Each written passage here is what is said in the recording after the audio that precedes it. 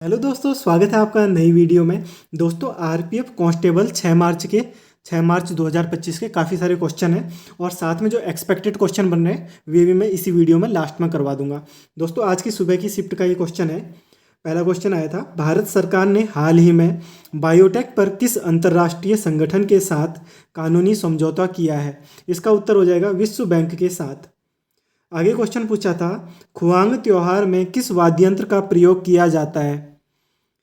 इसका उत्तर हो जाएगा गोगोना नामक बांस से बना हुआ वाद्य यंत्र का प्रयोग किया जाता है खुआंग त्योहार में। और खुआंग त्योहार कहाँ का है ये त्योहार? ये है मिजोरम का। दोस्तों, आगे क्वेश्चन पूछा था, इमली में कौन सा अम्ल पाया जाता है? दोस्तों, इसका उत्तर हो जाएगा टार्टरिक अम्ल। आगे क्वेश्चन पूछा था, मानव विकास सूचकांक HDI रिपोर्ट किस संस्था के द्वारा जारी की जाती है? दोस्तों, इसका उत्तर हो जाएगा संयुक्त राष्ट्र विकास कार्यक्रम UNDP द्वारा जारी की जाती है। यह सूचकांक लोगों के स्वास्थ्य, शिक्षा और जीवन स्तर के आधार पर देश की उपलब्धियों को मापता है। 2023-24 में HDI में भारत 134वें स्थान पर है। ये आगे आने वाली किसी शिफ्ट में पूछ सकता है। दोस्तों, आगे क्वेश्चन पूछा था, राज्य आपातकाल भारतीय संविधान के किस अनुच्छेद के अंतर्गत आता है? इसका उत्तर हो जाएगा अनुच्छेद 356। यह तब लागू होता है जब किसी राज्य में संवैधानिक तंत्र में व्यवधान आता है। चलो, ये आपातकाल में आपको करवा देता हूँ, पहले भी मैं करवा चुका हूँ, बाकी यहाँ पे भी करवा देता हूँ। ये देख लो दोस्तों, आपातकाल जिसको इंग्लिश में इमरजेंसी बोलते हैं, ये 3 प्रकार की लगती हैं। ठीक है, 352, फिर इसमें 4 जोड़ देना, ये ट्रिक बनाई थी मैंने। 352 में 4 जोड़ देना, एक याद कर लो, सारे आपको याद हो जाएंगे। इसमें 4 जोड़ दोगे 356, फिर 356 में भी वापस 4 जोड़ दोगे 360। तो 352 के अंदर राष्ट्रीय आपातकाल है जिसको इंग्लिश में नेशनल इमरजेंसी बोलते हैं। 356 के अंदर राज्य आपातकाल है जिसको राष्ट्रपति शासन भी बोलते हैं। ठीक है, स्टेट इमरजेंसी। यही क्वेश्चन आज आपकी पहली वाली शिफ्ट में पूछा था। और वित्तीय आपातकाल हो जाता है 360 के अंदर, जिसको फाइनेंशियल इमरजेंसी बोलेंगे। ठीक है, ऐसे करके आप याद कर सकते हो। चलो आगे क्वेश्चन देखते हैं दोस्तों। गोवा के गवर्नर PS श्रीधरन पिल्लई ने हाल ही में कौन सी पुस्तक लिखी है? दोस्तों, इनकी ये पुस्तकें हैं, ये हाल ही में इन्होंने लिखी हैं। इनमें से जो भी आपका ऑप्शन हो जाएगा वह उत्तर सही हो जाएगा। Heritage trees of Goa, when parallel lines meet और अंत्यप्रिय कविता काल, ये सारी इनकी बुक्स हैं। आगे क्वेश्चन आया था, अंतर्राष्ट्रीय साक्षरता दिवस 2024 की थीम क्या है? बहुभाषी शिक्षा को बढ़ावा देना अंतर्राष्ट्रीय साक्षरता दिवस 2024 की थीम है। आपसी समझ और शांति के लिए साक्षरता, इसका मतलब हो जाएगा पूरा ही 2024 की थीम है। भारत समेत दुनिया भर में 8 सितंबर को अंतर्राष्ट्रीय साक्षरता दिवस मनाते हैं। अगर आगे पूछेगा अंतर्राष्ट्रीय साक्षरता दिवस कब मनाते हैं, तो इसका आंसर हो जाएगा 8 सितंबर। आगे क्वेश्चन देखते हैं दोस्तों। रानी लक्ष्मीबाई कहाँ से संबंधित है? दोस्तों, इसका उत्तर हो जाएगा वाराणसी से। वाराणसी में इनका जन्म हुआ था 19 नवंबर 1828 को। इनकी बचपन का नाम मणिकर्णिका था। इनकी समाधि ग्वालियर के फूलबाग में बनी है। इनको पेशवा द्वारा छबीली नाम से पुकारा जाता था। छबीली का अर्थ हो जाता है चंचल। और 1857 में रानी लक्ष्मीबाई ने झांसी से नेतृत्व किया था। ठीक है, आगे क्वेश्चन देखते हैं। भारत के पश्चिमी राज्यों की तटीय सीमा कौन कौन से राज्यों से लगती है? मैं कल की वीडियो में कंप्लीट भारत करवा चुका था, तो वहीं से क्वेश्चन आ गया है। लगभग 8-10 क्वेश्चन तो जो करवा दे रहे हैं वही रिपीट होके आ रहे हैं, थोड़े से अलग बन के। ठीक है, भारत के पश्चिमी तटीय राज्यों की सीमा गुजरात, महाराष्ट्र, गोवा, कर्नाटक और केरल से होकर गुजरती है। अब ध्यान से देख लो, मैप भी लेके आया हूँ तुम्हारे लिए। ये देख लो दोस्तों, आपको मैप दिख रहा होगा। ठीक है, गुजरात से समुंदर लग जाता है। ठीक है, कच्छ की खाड़ी गुजरात से लग जाता है। गुजरात, नीचे महाराष्ट्र के पास भी समुंदर लगता है, पास में गोवा, यहाँ पे भी समुंदर लगेगा, कर्नाटक के पास भी और केरल के भी पास। ये पश्चिमी तट हो जाता है। पश्चिमी तट में कौन कौन से राज्य हो जाएंगे? गुजरात, महाराष्ट्र, गोवा, कर्नाटक और केरल। ठीक है, और पूर्वी राज्यों की बात करें तो पश्चिम बंगाल, उड़ीसा, ठीक है, आंध्र प्रदेश और तमिलनाडु। तेलंगाना का और छत्तीसगढ़ का हिस्सा नहीं लगता है, ठीक है, समुद्र के साथ। 1, 2, 3 और 4, 4 राज्य लगते हैं, पश्चिम बंगाल, उड़ीसा, आंध्र प्रदेश और तमिलनाडु, ठीक है। यहाँ से क्वेश्चन बन रहे हैं इसलिए आपको बता दिया। आगे क्वेश्चन देखते हैं दोस्तों। अकबर का राजस्व मंत्री कौन था? इसका उत्तर हो जाएगा टोडरमल। भारतीय संविधान में साल 1976 से पहले क्या नहीं था? ये भी मैं करवा चुका हूँ, बहुत इजी है।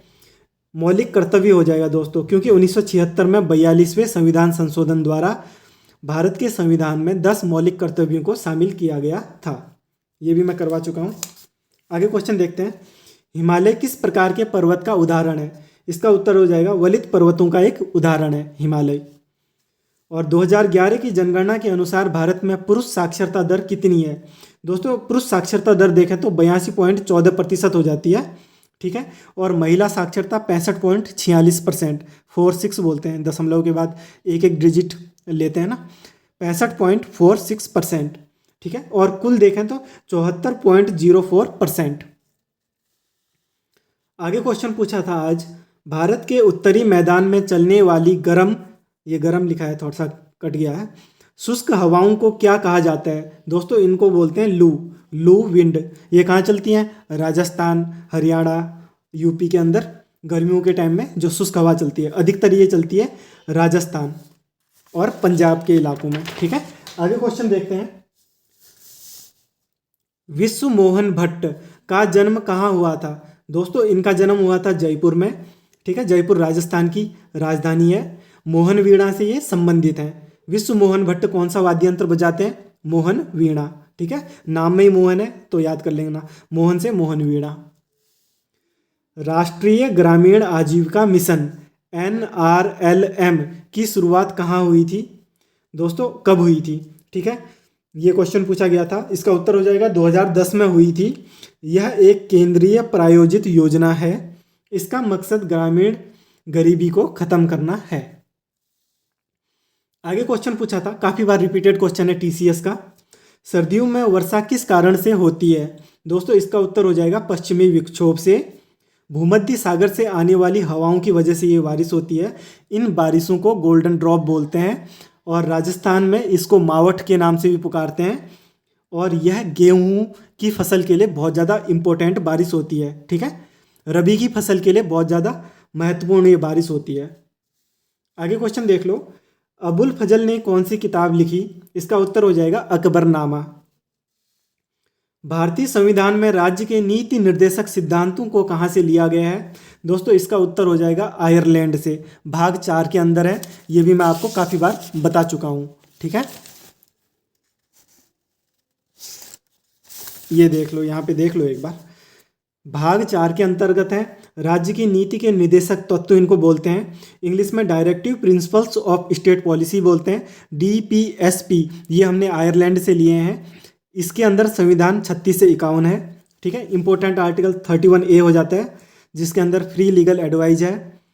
अनुच्छेद 40 ग्राम पंचायतों का संगठन, 44 समान नागरिक संहिता और 45 6 वर्ष से कम आयु के बालकों के लिए प्रारंभिक बाल्यावस्था देखरेख और शिक्षा का उपबंध। ये भाग 4 के अंतर्गत इम्पोर्टेंट आर्टिकल्स हैं। ये मैं काफ़ी बार करवा चुका हूँ और इसकी जो ये वीडियो है ये भी मैं नीचे लगा दूंगा डिस्क्रिप्शन में, आप वहाँ से देख सकते हो। ये काफ़ी बार करवा चुका हूँ, इस वजह से स्पीड में करवा रहा हूँ। आगे क्वेश्चन देखते हैं दोस्तों। निम्नलिखित में से कौन सी खरीफ की फसल है? दोस्तों इसका उत्तर हो जाएगा चावल, मक्का, ज्वार, बाजरा, रागी, मूंगफली और कपास। ये सब खरीफ की फसलें हैं। अब आने वाले एक्सपेक्टेड क्वेश्चन देख लेते हैं स्पीड में। दोस्तों एक हरित क्रांति से क्वेश्चन आया था, तो ये हरित क्रांति से क्वेश्चन देख लो। हरित क्रांति की शुरुआत 1960 के दशक में हुई थी। इसे नॉर्मन बोरलॉग ने शुरू किया था। भारत में इसे डॉक्टर MS स्वामीनाथन ने शुरू किया। इन्हें भारत में हरित क्रांति के जनक के रूप में जाना जाता है। गरीबी कम करना, भुखमरी कम करना, खाद्य पदार्थों की कीमतें कम करना और शिशु मृत्यु दर को घटाना हरित क्रांति का मुख्य उद्देश्य था। इसमें HYV high yielding variety seeds का उपयोग किया गया था, जिसमें गेहूं और चावल मुख्य रूप से फसलें थी। ठीक है, यहाँ से क्वेश्चन पूछ रहा है इसलिए मैंने क्वेश्चन करवा दिया। और क्या क्वेश्चन पूछा था, हाँ, भारतीय संविधान के स्रोत से क्वेश्चन पूछ रहा है। तो दोस्तों रूस से हमने मौलिक कर्तव्य लिए हैं।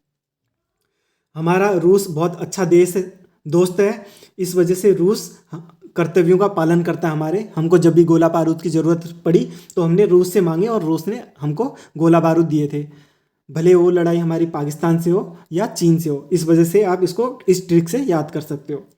जर्मनी से हमने आपातकाल के सिद्धांत लिए। जर्मनी का हिटलर फेमस है, तो हिटलर क्या लगा देता है, बारी बारी आपातकाल की स्थिति पैदा कर देता है। कनाडा से हमने संघीय प्रणाली ली है।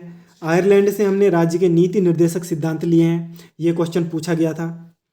और आयरलैंड से हमने राज्यसभा के सदस्यों का नामांकन भी लिया है। ठीक है, अमेरिका हर जगह अपना अधिकार शो करता है। ठीक है, और न्याय करने की व्यवस्था करता है कि हर जगह कुछ भी हो जाएगा तो सोचता है कि मैं ही न्याय करूं। तो अमेरिका से हमने मूल अधिकार और न्यायालय की व्यवस्था ली। ऑस्ट्रेलिया से हमने समवर्ती सूची ली। ब्रिटेन से संसदीय प्रणाली ली और दक्षिण अफ्रीका से संविधान संशोधन लिया। ठीक है, ये क्वेश्चन भी पूछे जा रहे हैं तो इस वजह से ये एक्सपेक्टेड क्वेश्चन करवा दिए। इस वीडियो में इतना ही, बाकी जो क्वेश्चन होंगे नेक्स्ट वीडियो में अपलोड कर दूंगा। और ये सारी वीडियो जो भी ये टेलीग्राम पे आपको PDF मिल जाएगी।